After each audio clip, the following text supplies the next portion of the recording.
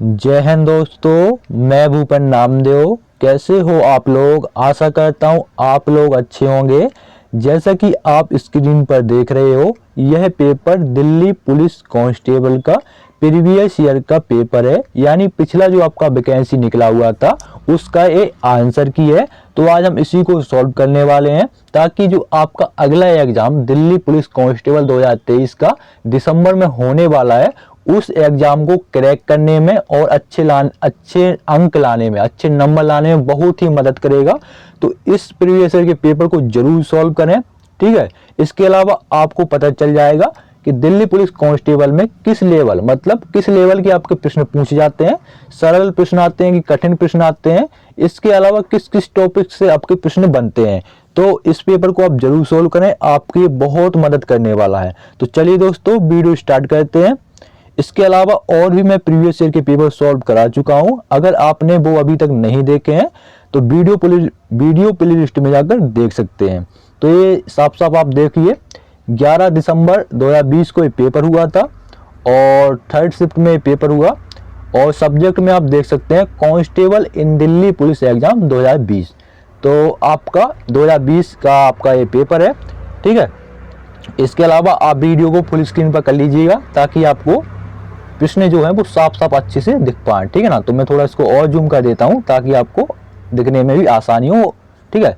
तो पहला प्रश्न है आपका, मैगस्थनीज के अनुसार चंद्रगुप्त मौर्य के शासनकाल में समाज कितने जातियों में विभाजित था। तो इसने पूछा है कि जो चंद्रगुप्त मौर्य हैं उनके शासनकाल में समाज कितने जातियों में विभाजित था। तो ऑप्शन में है 6 जातियों में, 4 जातियों में, 5 जातियों में कि 7 जातियों में। तो आपका 7 जातियों में विभाजित था। कितनी जातियों में? 7 जातियों में विभाजित था। तो ऑप्शन 4 आपका राइट आंसर है, ठीक है। अब देखिए कैंडिडेट ने क्या लगाया है, कैंडिडेट ने लगाया है ऑप्शन 1, तो ये गलत निकला है, ठीक है। अगला प्रश्न है, एक चीज और मैं बता दूं, करंट अफेयर्स से मिनिमम आपके 10 प्रश्न बनते हैं, तो करंट अफेयर्स पर जरूर ध्यान दीजिएगा, ठीक है। जो आपका मैं प्रीवियस ईयर के पेपर सॉल्व कराया ना, उसमें आपका 10 प्रश्न आपके मिनिमम आपके करंट अफेयर्स से आए हुए हैं। 2020 में सेवानिवृत्ति लेने की घोषणा करने वाले चीनी खिलाड़ी लिन डैन एक पेशेवर ... हैं। तो आपके कौन से पेशेवर खिलाड़ी हैं? वो हैं आपके बैडमिंटन के पेशेवर खिलाड़ी हैं। कौन? लिन डैन, ठीक है ना। लिन डैन आपके एक पेशेवर बैडमिंटन के खिलाड़ी हैं। तो ऑप्शन 1 आपका राइट आंसर है। अगला प्रश्न है, beyond religion ethics for a whole world नामक पुस्तक किसके द्वारा लिखी गई है।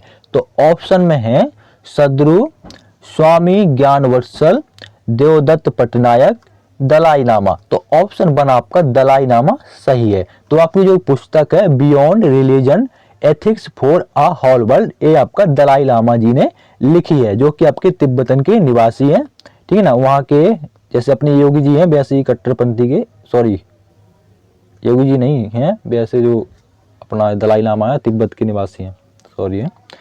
आदि पर्व निम्नलिखित में से किस ग्रंथ का एक भाग है। तो जो आदि पर्व जो आपका ग्रंथ है वो आपका महाभारत का एक भाग है, ठीक है ना। महाभारत आपका बहुत बड़ा महाकाव्य है, ठीक है ना। तो ऑप्शन 2 आपका महाभारत सही रहेगा।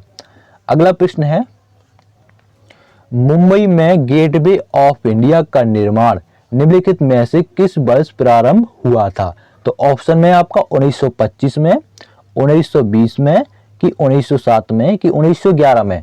तो आपका जो मुंबई में गेटवे ऑफ इंडिया है, ठीक है ना, इंडिया गेट नहीं पूछा, इंडिया गेट आपका नई दिल्ली में है और गेटवे ऑफ इंडिया आपका मुंबई में है। तो मुंबई में जो आपका गेटवे ऑफ इंडिया है उसका निर्माण, यानी उस जब वो बनाया गया तो वो 1911 ईस्वी में बनाया गया था। कब बनाया गया था? 1911 ईस्वी में बनाया गया था, ठीक है ना। ऑप्शन 4 आपका राइट आंसर है। और जो आपका प्रवेश द्वार कहलाता है वो आपका इंडिया गेटवे ऑफ इंडिया ही कहलाता है, ठीक है। अगला प्रश्न है, 2020 में गणतंत्र दिवस की परेड में मुख्य अतिथि रहे जायर बोल्सोनारो निम्नलिखित में से किस देश के राष्ट्रपति हैं, किस देश के प्रेसिडेंट हैं। तो वो हैं आपके ब्राजील के, कहाँ के, ब्राजील के। ऑप्शन 3 आपका राइट आंसर है। जो आपके बोल्सोनारो जो आपके प्रेसिडेंट हैं वो आपके ब्राजील के राष्ट्रपति हैं। अगला प्रश्न है, निम्नलिखित में से किस विद्रोह का नेतृत्व सुरेंद्र शाह द्वारा किया गया था? तो आपका कौन सा विद्रोह था? वो है आपका संबलपुर विद्रोह। कौन सा विद्रोह? संबलपुर विद्रोह। तो एक बात आप ध्यान में रखिए कि आपका स्टैटिक जीके से आपके 50 प्रश्न, वो स्टैटिक जीके से आपके 20 प्रश्न बनते हैं और करंट अफेयर्स से आपके 10, तो 30 प्रश्न ये हो गए। बाकी आपका पॉलिटी, हिस्ट्री, इकोनॉमी और आपका जियोग्राफी, यहाँ से आपके प्रश्न बनते हैं, ठीक है ना। अगला प्रश्न, और एक चीज, आप पॉलिटी में आपका आर्टिकल जरूर पढ़िएगा। आर्टिकल से आपके एक दो प्रश्न 100% बनते हैं। तो आपका पूछा है, which of the following article of the constitution of India declares prohibition, ठीक है ना, जो आपकी जातियां होती हैं, जनजातियां, of traffic in human being as a fundamental right. तो भाई इसको ट्रांसलेट कर लेना, मुझको नहीं पता। तो आपका जो राइट आंसर है वो आपका आर्टिकल 23, अनुच्छेद 23 आपका इसका राइट आंसर है।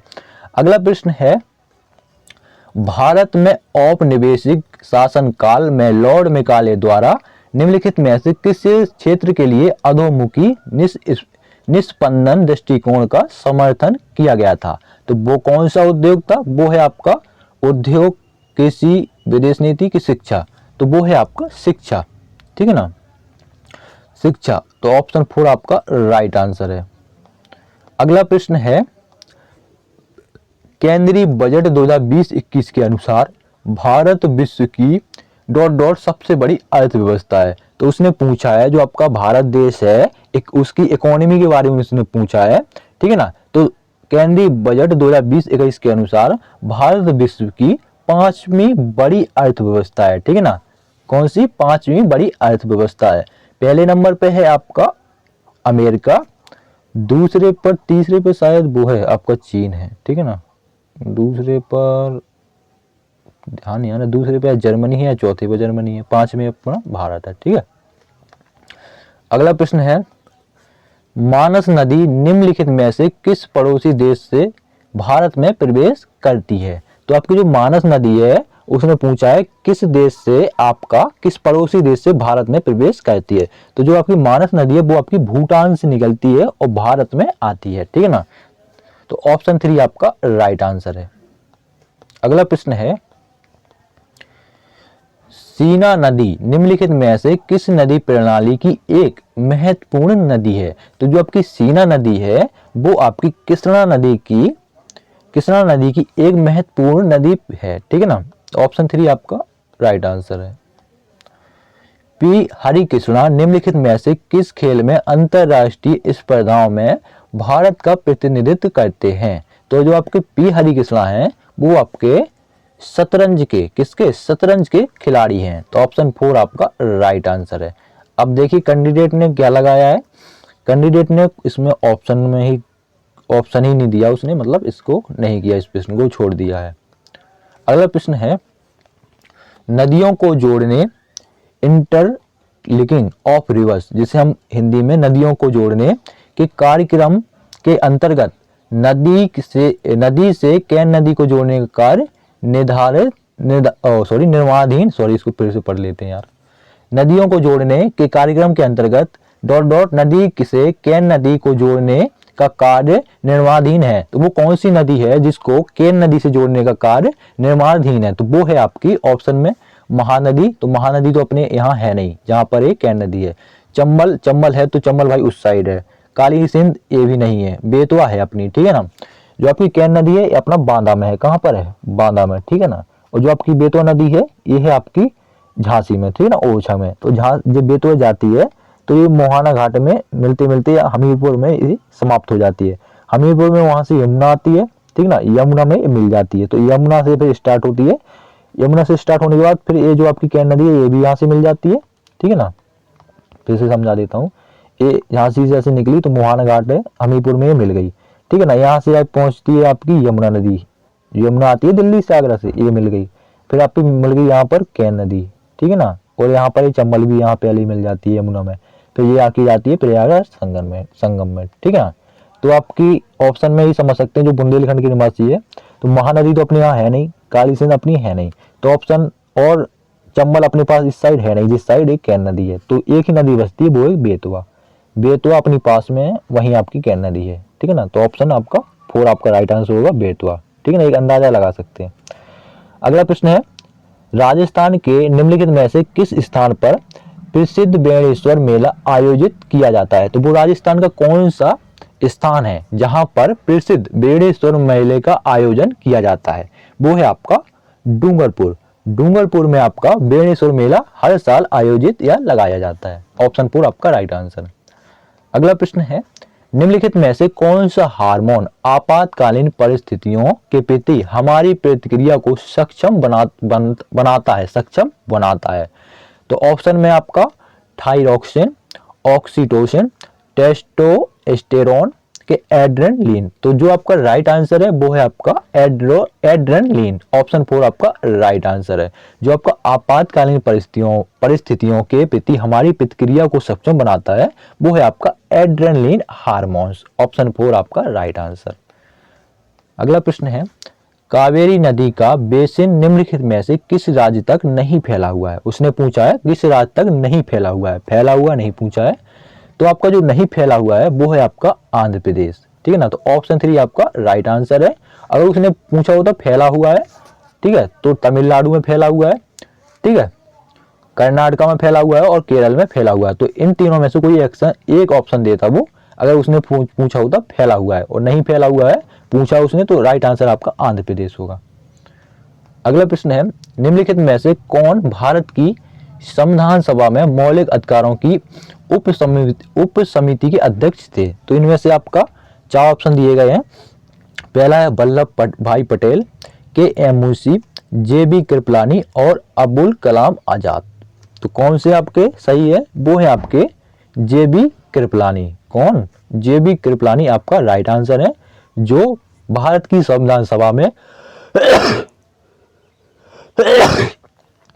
भारत की संविधान सभा में मौलिक अधिकारों की उप समिति के अध्यक्ष थे। ऑप्शन 3 आपका राइट आंसर। अगला प्रश्न है, देखो ये इंग्लिश में दे देते हैं, किसी कैंडिडेट को अगर इंग्लिश का ट्रांसलेट नहीं करता बनेगा तो कैसे यार इसको सही कर पाएगा। और एक क्वेश्चन आपका जीके जीएस का ही है, which of the following is a biological nitrogen fixer? तो भाई मुझे भी ट्रांसलेट कर देनी बनता है, तो आप इसको ट्रांसलेट कर लीजिएगा। और इसका राइट आंसर है ब्लू ग्रीन एल्गी। क्या है? ब्लू ग्रीन एल्गी, जो कि आपकी फफूंद होती है, ठीक है ना, ब्लू ग्रीन एल्गी। आप इसको अगर बायोलॉजी के कैंडिडेट नहीं हो तो आप 10वीं में इसको पढ़े होंगे। इसके अलावा अगर कोई बायोलॉजी का है तो 12वीं में वो 100% पढ़ा होगा। हमने पढ़ा है ब्लू ग्रीन एल्गी, जो कि आपका फफूंद है। इसका प्रश्न आता है, ठीक है ना। तो कैंडिडेट ने क्या लगाया, इसने देखो ऑप्शन ही नहीं दिया, ठीक है, मतलब इसने प्रश्न ही नहीं किया है, खाली इसने छोड़ दिया है। ये देखो, तो भाई कहाँ से किसी को नहीं बनता ट्रांसलेट, कोई हिंदी का कैंडिडेट है तो नहीं उस पर हो आता। तो इसको देखो, पे अगला प्रश्न भी उसने इंग्लिश में दे दिया। The process of the movement of gases across cell in cell. Cell माने होता है कोश का, तो कोश, सेल इज सेल, तो कोश का वाइज कोश का ऐसा हो गया, ठीक है ना। द प्रोसेस मतलब बनना, प्रोसेस माने बनना, मूवमेंट किसी प्रोसेस का बनना, ठीक है ना।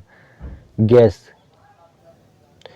तो गैस होता है कोश का बाई कोश का, तो भाई इसका ट्रांसलेट कर दे, मुझे नहीं बनता है।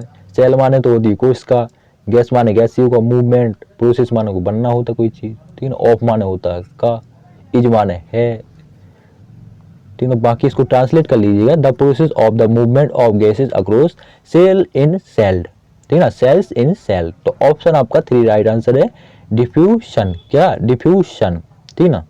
अब भाई हिंदी में होता तो आपको अच्छे से समझा देता, अब इंग्लिश में भाई मुझे इंग्लिश नहीं आती है, क्यों झूठ बोले। ऑस्ट्रेलियाई ओपन 2020 में महिला एकल श्रेणी में उप विजेता निम्नलिखित में से कौन बनी? तो इसमें से आपको बताना है गार्बिने गुरु रूजा। तो एक चीज आपको बता दूं, जो आपके करंट अफेयर्स है ये 2020 का है, तो अब नहीं, इसका करंट अफेयर नहीं पूछा जाएगा। बाकी आपके जो प्रश्न रहते हैं वो रिपीट होंगे, करंट अफेयर आपका रिपीट नहीं होना। तो आपको करंट अफेयर जो है वो 1 साल के अंदर का आपको पढ़ना है, ठीक है ना। 1 साल के अंदर का आपका करंट अफेयर पूछा जाएगा। देखिए आप ही अंदाजा लगाइए, करंट अफेयर से 2020 का है और आपका पेपर कब हुआ? 2020 में, ठीक है ना। तो आप समझ सकते हैं कि करंट अफेयर्स ही आपका 2020 का पूछा गया है, पेपर भी 2020 में है। तो आपका 2023 में आपका पेपर होगा तो करंट अफेयर 2020 का नहीं पूछा जाएगा, ठीक है ना।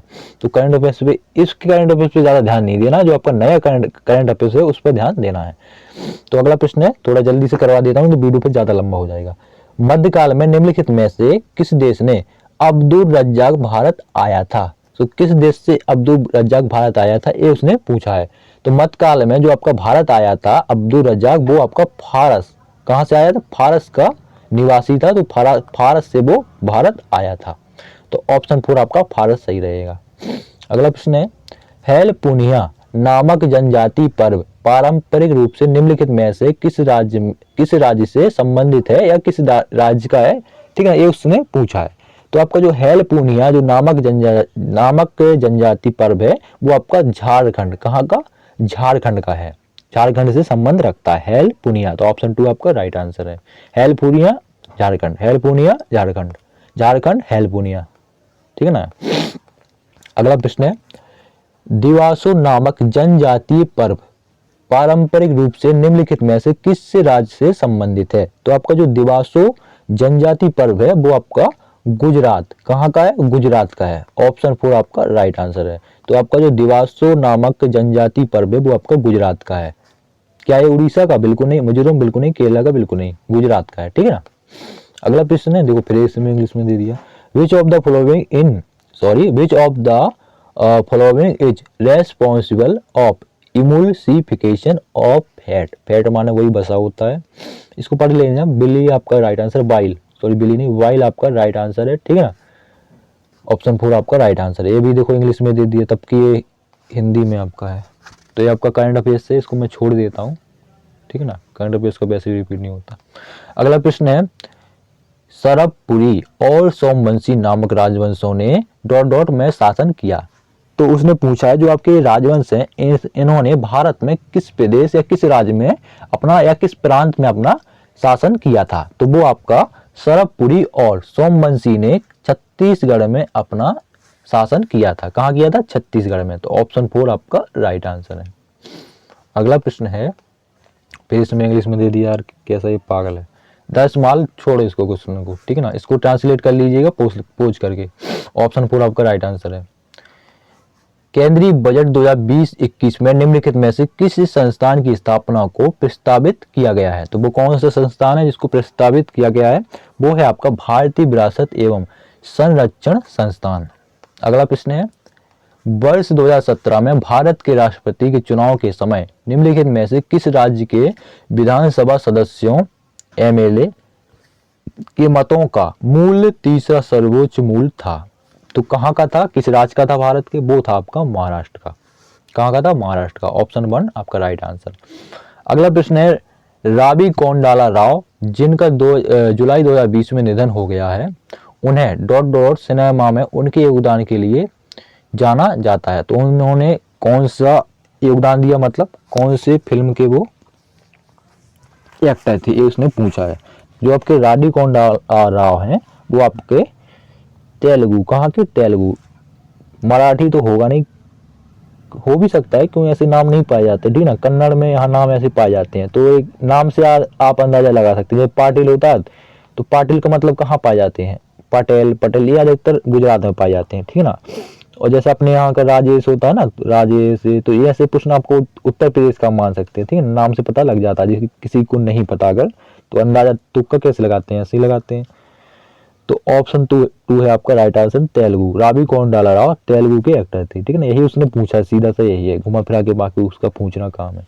अगला प्रश्न है, आ बेटर इंडिया आ बेटर वर्ल्ड नामक पुस्तक निम्नलिखित में से किसके द्वारा लिखी गई है? तो ये आपको बताना है कि जो आपकी आ बेटर इंडिया आ बेटर वर्ल्ड पुस्तक है, ठीक है ना, ये बुक है, ये किसने लिखी है, ये उसने पूछा है। तो ये जो पुस्तक है एन आर नारायण मूर्ति ने लिखी है। ऑप्शन 3 आपका राइट आंसर।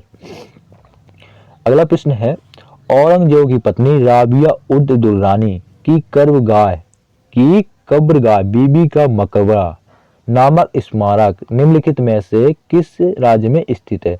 तो एक चीज मैं आपको बता दूं ठीक है ना। इसने जो प्रश्न पूछा है वो इसने घुमा फिरा के पूछा है, लेकिन आपको ध्यान रखिए कि बीबी का मकबरा, ये प्रश्न आपका बहुत बार रिपीट हुआ है कि बीबी का मकबरा कहाँ है, बीबी का मकबरा किस राज्य में स्थित है, किस राज्य में अवस्थित है, ये आपका प्रश्न बहुत बनता है। ठीक है ना, बीबी का मकबरा, ये उसने कितना पूछ लिया, तो ये भी पूछ सकता है कि बीबी का मकबरा कहाँ है, लेकिन उसने घुमा फिरा के पूछा कि औरंगजेब की पत्नी राबिया उद दुर्रानी की कब्रगाह बीबी का मकबरा। तो जो आप सीधा सा प्रश्न समझिए, बीबी का मकबरा कहाँ है, ये उसने पूछा है। ठीक है ना, तो बीबी का मकबरा महाराष्ट्र में है। कहाँ पर?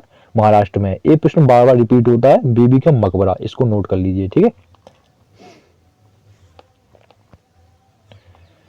निम्नलिखित में से किस पर्वत श्रेणी में मलयगिरी इसकी सर्वोच्च चोटियों में से एक रूप में स्थित है? तो जो आपकी मलयगिरी है वो आपका कहाँ पर स्थित है, किन पहाड़ियों पर स्थित है, वो उसने पूछा है। तो मलयगिरी है जो मलयगिरी, वो आपका गड़जात पहाड़ियों पर स्थित है। वहां की ये सर्वोच्च चोटी है, मतलब सबसे ऊंची चोटी है। किसकी? गड़जात पहाड़ियों की सबसे ऊंची चोटी जो है गड़जात पहाड़ियों की, वो है मलयगिरी। ठीक है ना। अगला प्रश्न करंट अफेयर्स से, इसको भी यार कर लीजिएगा। इकोनॉमी से है, करंट अफेयर्स से, लेकिन इकोनॉमी टॉपिक से है। ठीक है ना, ट्रांसलेट करके इसको कर लीजिएगा।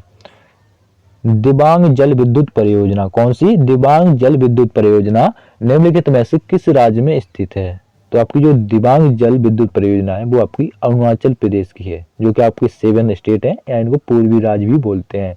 ठीक है ना, अरुणाचल प्रदेश। और अरुणाचल प्रदेश से आपकी चीन की सीमा लगती है। ठीक है ना। और अरुणाचल प्रदेश पे आपका कौन सा पुलिस फोर्स कार्य करता है? वो है आपका आईटीबीपी। आईटीबीपी आपका तिब्बत में भी कार्य करता है। ठीक है ना। और आईटीबीपी आपका अरुणाचल प्रदेश, जो आपका चीन का बॉर्डर लगता है, वहां पर भी कार्य करता है। तो आईटीबीपी को मुख्यतः चीन के बॉर्डर से निपटने के लिए बनाया गया है। ठीक है ना। तो आपका चीन का बॉर्डर जो आपका तिब्बत के यहाँ लगता है, और चीन का बॉर्डर आपका अरुणाचल प्रदेश साइड लगता है। तो दोनों जगह आपका आईटीबीपी ड्यूटी देती है। तो दिबांग जल विद्युत परियोजना जो है वो आपका अरुणाचल प्रदेश में है। अगला प्रश्न है, केंद्रीय बजट 2020-21 के अनुसार वर्ष 2020-21 है, तो निम्नलिखित में से किस ऋण का लक्ष्य कितना रखा गया था? तो आपका जो बजट है उसका जो ऋण रखा गया था वो रखा गया है 15 लाख करोड़। कितना? 15 लाख करोड़, ये बहुत होता है भाई। 15 लाख करोड़ रखा गया। ये भी दो करंट अफेयर्स से। करंट अफेयर्स को ये मत सोचिएगा इसको अभी पूछा नहीं जाएगा कि आप तो स्क्रॉल करते जाओ, इसको पूछा नहीं जाएगा, लेकिन पता भी तो चलता है कि इस टॉपिक से आपके प्रश्न बन रहे हैं। ठीक है ना, तो इसको करना जरूरी है। निम्नलिखित में से कौन सा सभी के लिए आर्थिक विकास नामक विषय वस्तु का एक घटक नहीं था? एक घटक नहीं था, जैसा कि केंद्रीय बजट 2020-21 में निर्दिष्ट किया गया था या बताया गया था। ठीक है, निर्दिष्ट मतलब बताया गया था, सीधी सी भाषा में, अपन आसान भाषा में कहें तो बताया गया था। वो है आपका सबका आवास, नहीं बताया, सबका साथ बिल्कुल बताया, सबका विकास ये भी बोला है, सबका साथ सबका विकास ये भी बोला है, और सबका विश्वास ये भी बोला है। आपने सुना होगा, आपने बहुत सारे मेमीज होते हैं ना हंसी मजाक, उसमें देखा होगा। इसके अलावा आपने शॉर्ट में देखा होगा, आप भाषण में बोलते हैं सबका साथ सबका विकास सबका विश्वास। आपने सुना सबका आवास, तो आपका ऑप्शन 4 आपका राइट आंसर है। ठीक ना। अब ये देखते हैं भाई कैंडिडेट ने क्या लगाया है। तो भाई कैंडिडेट ने ऑप्शन 3 लगाया, भाई गलत निकला। ठीक है ना। तो भाई ये सबका विश्वास तो उसने नहीं बोला। ठीक है ना, सबका आवास उसने पूछा है कि निर्दिष्ट किया गया था। ठीक ना, तो वो है आपका सबका आवास। अगला प्रश्न है, ये आपका देखिए आर्टिकल से, मैं बोला ना आर्टिकल से आपके 1-2 प्रश्न 100% बनते हैं।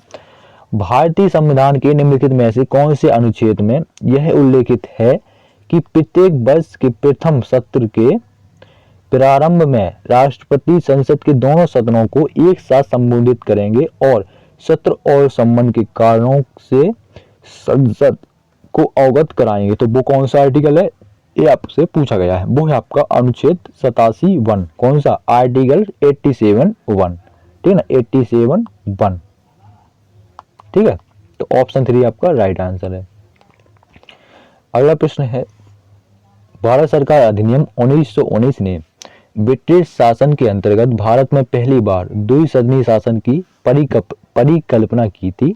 इसने राज्य परिषद का कार्यकाल ... वर्ष निर्धारित किया। तो उसने पूछा कितने वर्ष या कितने साल का उसने कार्यकाल निर्धारित किया? तो उसने 5 साल, कितना?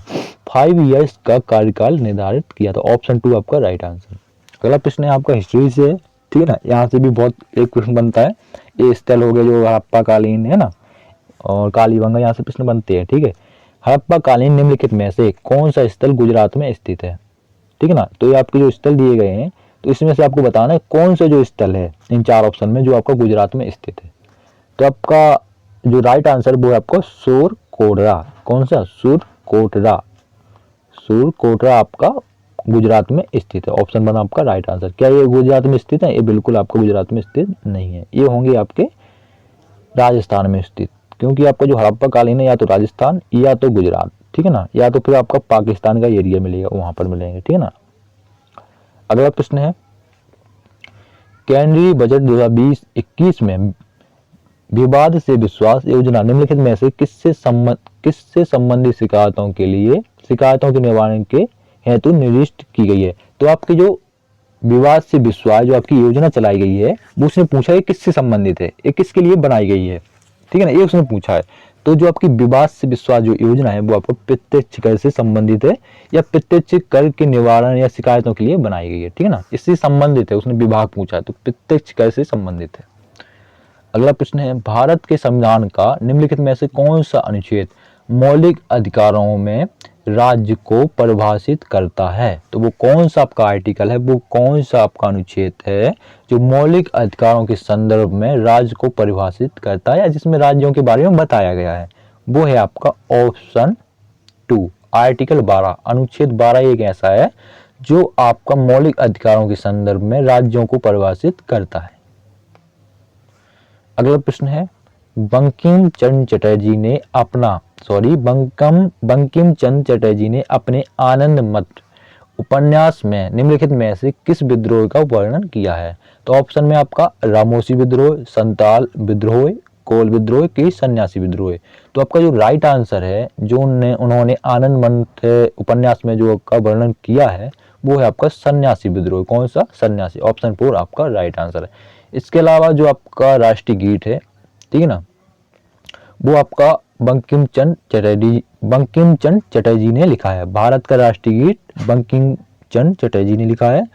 भारत का राष्ट्रीय गान रविन्द्रनाथ टैगोर जी ने लिखा है। अगला प्रश्न है, चेचक का टीका निम्नलिखित में से किसके द्वारा खोजा गया था। तो आपको ये पता होना चाहिए, प्रश्न भी आप साइंस में पढ़े होंगे, हाई स्कूल में भी है। इसके अलावा लूसेंट की जो बुक है उसमें भी आपका बताया गया है। तो जो आपका चेचक का टीका है वो आपका एडवर्ड जेनर ने खोजा था। किसने? उसने पूछा चेचक का जो टीका उसकी खोज किसने की, ठीक है ना, तो वो है आपका एडवर्ड जेनर। ऑप्शन 2 आपका राइट आंसर है। रॉबर्ट हो गए आपका भाई कोस्ट गार्ड, ठीक है ना, रॉबर्ट ब्राउन भी यहीं से संबंधित है, ठीक है ना, तो रॉबर्ट हो गए ये कोस्ट गार्ड, ठीक है ना, ये क्लियर है। अगला प्रश्न है, गाथा गायन का एक स्वरूप 10 कठिया निम्नलिखित में से कहाँ प्रचलित है। तो आपको उसने पूछा है जो आपका गाथा गायन एक स्वरूप है या कोई कला है 10 गठिया, वो आपको किस राज्य से, भारत के किस राज्य में पाई जाती है, किस राज्य में प्रचलित है, ठीक है ना, पाई जाती है, कोई जाति तो नहीं, लेकिन आप आसान भाषा में ऐसे बोलते हैं। तो आपका जो 10 कठिया है वो आपका उड़ीसा राज्य, कहाँ का? उड़ीसा राज्य का गथ गायन का एक स्वरूप है, ठीक है, उड़ीसा का 10 कठिया, ठीक है। अगला प्रश्न है, 10वीं हॉकी इंडिया सीनियर महिला राष्ट्रीय चैंपियनशिप 2020 खिताब की टीम ने जीता। तो उसने पूछा है जो आपका 10वीं हॉकी इंडिया सेमिनार महिला राष्ट्रीय चैंपियनशिप 2020 हुआ उसका किस राज्य ने आपका खिताब जीता है। तो वो है आपका हरियाणा ने जीता है। तो आप देखे होंगे कि भाई अधिकतर जो खिलाड़ी निकलते हैं पहलवान वगैरह वो आपका हरियाणा से निकलते हैं। कहाँ से? हरियाणा से, ठीक है ना। और जो सबसे ज़्यादा नेता निकलते हैं वो आपका उत्तर प्रदेश से निकलते हैं। कहाँ से? उत्तर प्रदेश में। उत्तर प्रदेश में आपको गली चलते नेता मिल जाएंगे, हर गली में आपको एक नेता मिलेगा, एक नहीं हजारों नेता मिलेंगे, हजारों नेता मिलेंगे, सब यहाँ से निकलते हैं, ठीक है ना। यहाँ किसी की कमी नहीं है, सब यहाँ नेता लोगों की कमी नहीं है भाई। जो यहाँ बेरोजगार होते हैं वो हर कोई नेता ही होता है, ठीक है। ध्रुवाष्ट्र जिनका सफलतापूर्वक परीक्षण जुलाई 2020 में किया गया, रक्षा अनुसंधान एवं विकास संगठन DRDO द्वारा विकसित एक है। उसने पूछा एक है, क्या है? वो है आपका प्रेक्षण पात। क्या है? प्रेक्षण पास्त्र, जिसे हम मिसाइल बोलते हैं, ठीक है ना भाई, कंफ्यूज मत होना। अगर कोई लिख दे, क्या लिख दे, प्रक्षेपास्त्र, तो भाई कोई समझ पाएगा कि प्रक्षेपास्त्र एक मिसाइल है? कोई समझ पाएगा? तमंचा तो समझ लेगा भाई, कट्टा बोलते पिस्टल, ये समझ लेगा, ठीक है ना। अगर ये हिंदी यहाँ पर इंग्लिश में नहीं लिखा होता ये मिसाइल है कि प्रक्षेपास्त्र को मिसाइल बोलते हैं, तो कैसे सही कर पाता, ठीक है ना। तो प्रक्षेपास्त्र का मतलब होता है मिसाइल, ठीक है ना। इसको यार नोट करना पड़ेगा, ठीक है ना, ये भी बहुत काम आएगा, ठीक है ना। मिसाइल को हिंदी में क्या कहते हैं, किसी को नहीं पता होगा यार, किसी को नहीं पता होगा, क्योंकि हिंदी में सभी लोग मिसाइल को ही मिसाइल समझते हैं। इसका राइट आंसर है प्रक्षेपास्त्र। DRDO, defence research development organisation, आपका डीआरडीओ का फुल फॉर्म होता है, ठीक है। अगला प्रश्न है, जुलाई 2020 में निम्नलिखित में से किसे गिनीज विश्व रिकॉर्ड द्वारा सबसे तेज मानव संगणक के रूप में सम्मानित किया गया, जिन्होंने 4 दशक के पूर्व यह उपलब्धि प्राप्त की थी। तो वो कौन सी व्यक्ति हैं, कौन सी व्यक्तिका हैं? वो हैं आपकी शकुंतला देवी। कौन सी हैं? शकुंतला देवी। तो ऑप्शन 3 आपका राइट आंसर है। अगला प्रश्न है और आपका आखिरी प्रश्न है, क्योंकि जी के जी आपका 50 अंक का रहता है। बेहतर विपणन और उत्पादों के निर्यात हैं तो केंद्रीय बजट 2020-21 में एक उत्पाद एक जिला योजना निम्नलिखित में से किस क्षेत्र के लिए घोषित की गई? तो उसने पूछा जो आपका एक उत्पाद एक जिला योजना है वो आपके किस क्षेत्र की है, ठीक है ना। वो है आपकी बागवानी क्षेत्र की। किस क्षेत्र की है? बागवानी, ठीक है ना। तो आपका बागवानी क्षेत्र की है क्या? मत्स्यन मतलब मछली पालन बिल्कुल नहीं, रसायन बिल्कुल नहीं, वस्त्र बिल्कुल नहीं, आपका किसकी है? बागवानी क्षेत्र की है, ठीक है ना। तो ऑप्शन 2 आपका राइट आंसर है। इसके अलावा वीडियो आपको कैसा लगा कमेंट बॉक्स में जरूर बताना। इसके अलावा कुछ अगर गलतियां आपको लगी हो तो कमेंट बॉक्स में जरूर बताना, भाई ये गलती की हो या यहाँ अच्छे से बोल नहीं पाए हो या मुझे अच्छे से समझा नहीं पाए हो, तो ये कमेंट बॉक्स में जरूर बताना, ठीक है। और आपको पता चल गया होगा किस टॉपिक से आपके प्रश्न बन रहे हैं। तो मैं एक चीज़ आपको सलाह दूंगा अपना पर्सनल, कि आपको करंट अफेयर्स बिल्कुल नहीं छोड़ना है, क्योंकि आप सिलेक्शन लेना है। तो पिछला जो कट ऑफ गया है वो आपका 60 गया था, ठीक है ना। जर्नल का कितना गया था? 60 गया था। तो आपको इस साल के 60 के हिसाब से नहीं चलना है, लेकिन आपको जो ध्यान देना है वो आपको 80 प्लस ही ध्यान देना है, ठीक है ना। 80 प्लस से आपके कम नंबर नहीं आना चाहिए। उस साल का पेपर कठिन बना था, ठीक है ना। आप देख सकते हैं कठिन होगा तभी आपका गई है आपका इतना ज़्यादा कट ऑफ, इतना कम कट ऑफ गई है, 60 गई थी, ठीक है ना। और उस साल 2020 में कोरोना भी आ गया था दिसंबर के टाइम तक, तो उस वजह से भी पेपर देने कई लोग नहीं गए थे, ठीक है ना। हम ही लोग नहीं गए थे, पेपर में डाला था 2020 का, लेकिन मैं नहीं गया था, दिल्ली में था उस टाइम, ठीक है। तो ये थी कुछ जानकारी। जय हिंद। अगले